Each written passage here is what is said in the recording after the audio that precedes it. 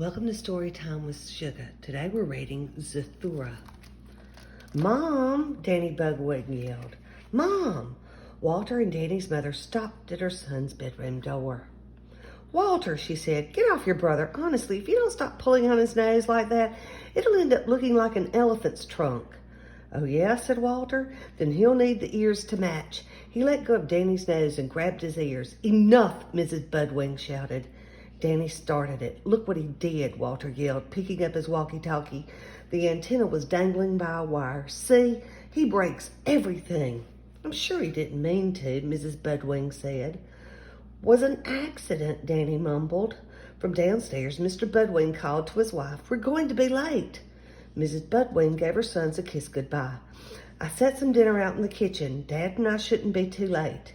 "Can't you take him with you?" Walter whined. After their parents left, Walter sat down in front of the television. "Can me and you go out and play catch together?" Danny asked. "It's you and I," said Walter, "not me and you." And the answer was no. But Danny really wanted to play. He threw Walter his hat, but Walter just ignored him. Then he tossed him a baseball and beamed him on the head. Walter jumped up. "All right, you little fungus, now you're really going to get it." Danny bolted out of the room, down the hall, and out the front door with Walter close behind. They ran into the park across the street, but Danny couldn't outrun his brother. Walter tackled him. "I'm telling," Danny squealed as Walter got a grip on his nose and pulled. Then he let go. "Hey, what's that?" he said. Right next to the boys was a long, thin box resting against a tree. Walter got off his brother and picked it up.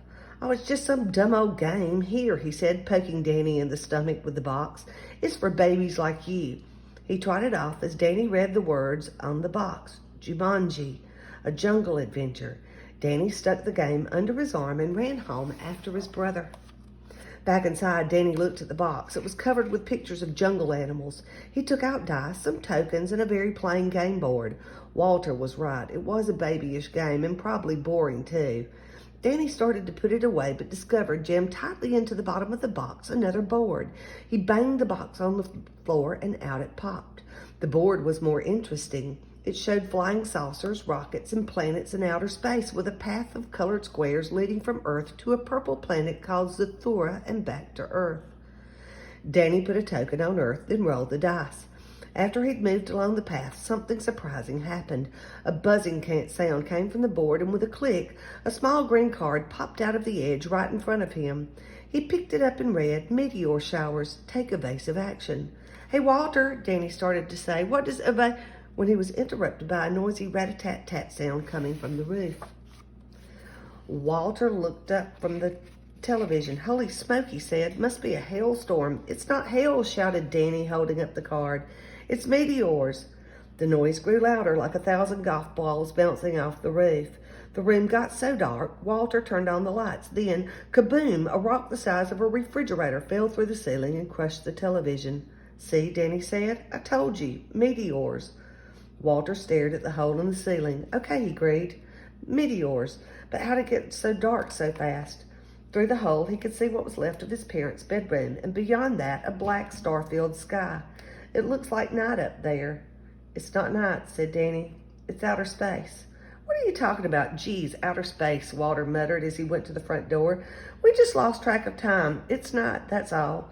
He threw open the door and almost took a step outside before he realized there was no outside there anymore. At least, not the one he expected. "See," said Danny, "outer space."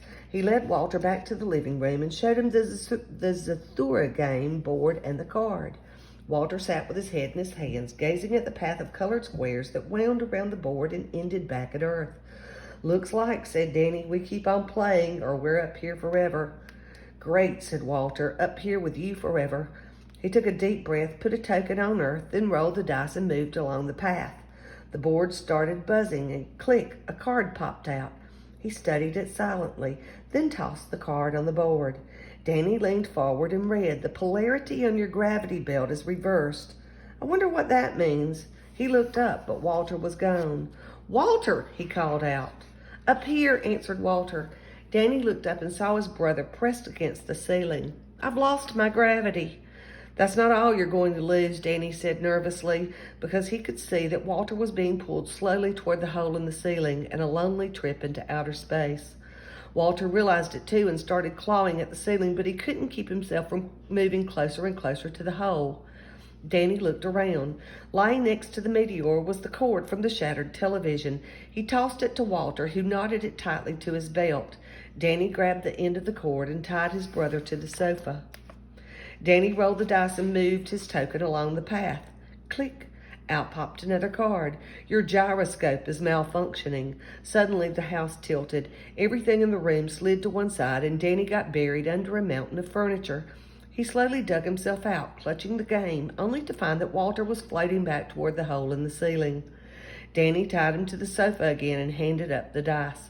Walter rolled and got his gravity back, dropping to the floor with a thud. Danny moved his piece and handed him his card. Your robot is defective, Walter read. From the hallway came the sound of rattling metal and a steady clank, clank, clank. The boys stared at the doorway as a shiny silver robot stepped into view.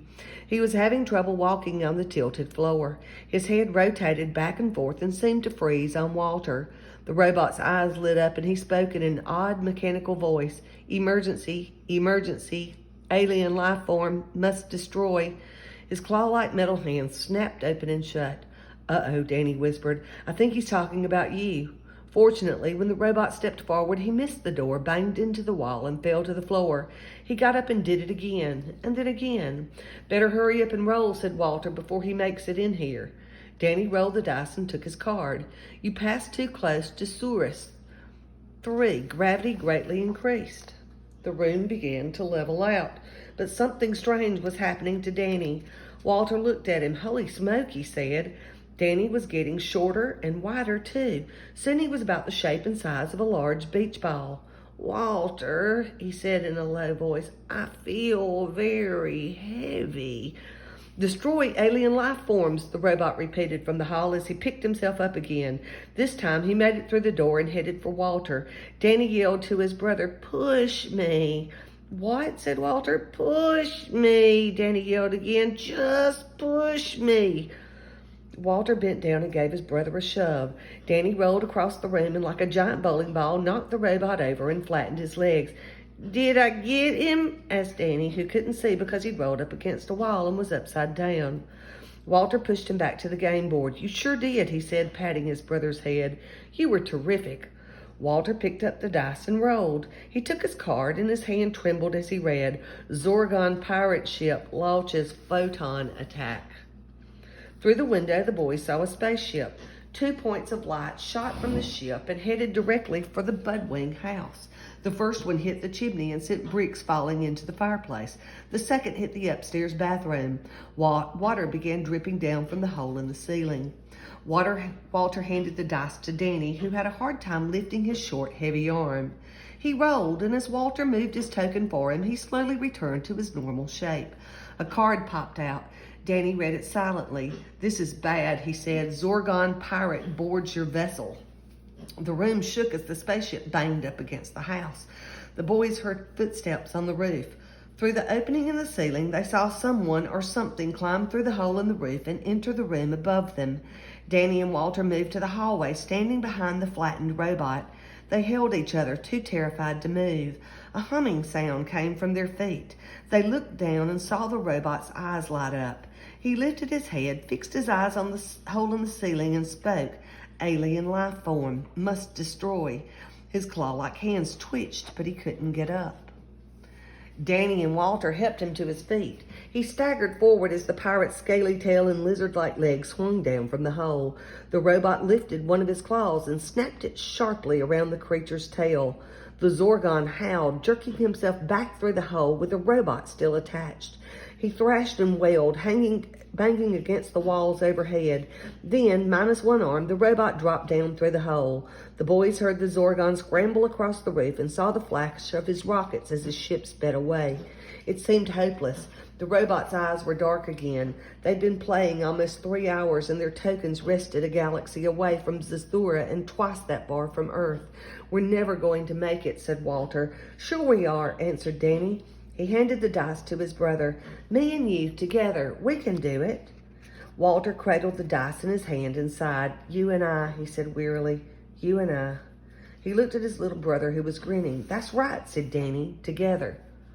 Walter rolled the dice, a 1 and a 2. He moved his token to the only black square on the board. The card popped out. "You have entered a black hole," Walter read. "Go back in time 1 hour for each mark on the dice." He jumped up and looked around the room. "You see any black holes?" His brother pointed to the floor. A black spot was slowly spreading under Walter's feet like a perfectly round puddle of ink.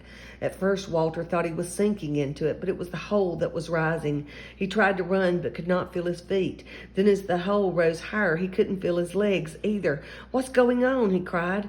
Danny looked below the disc-like hole. "Walter," he said, "the bottom part of you is gone."